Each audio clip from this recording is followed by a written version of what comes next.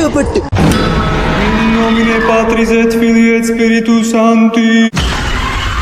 അത് ശരി, ഇത്രയ്ക്ക് അങ്ങനെ എന്നാ നിന്നെ തളച്ചിട്ടെന്ന കാര്യം. നമുക്ക് വീണ്ടും തുടങ്ങാം. റീസ്റ്റാർട്ട്.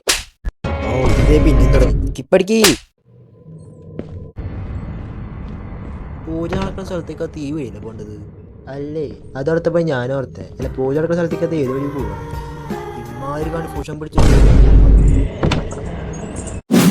ദേ നിക്കണ്. നമ്മളൊന്നും കണ്ടില്ല. നേണ്ടറിഞ്ഞു. ഇവിടെ നിൽക്കണ്ട, നേരെ വിട്ടോ.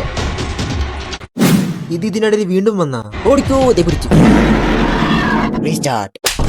ഓ ഇതേ പിന്നെയും തുടങ്ങി. സ്കിപ്പടിക്ക്. കമലേനെ അങ്ങനെ വിട്ടാൻ പറ്റില്ല ഗൈസ്. എനിക്ക് വാശി കയറി പിന്നെ സീനാ. ഞാൻ തളച്ചിട്ടിരിക്കും.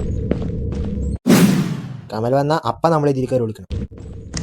ഇത്രമാത്രം വഴി തപ്പിട്ട് നമുക്ക് ആ വഴി മാത്രം കിട്ടിയിട്ടില്ലെന്നേ.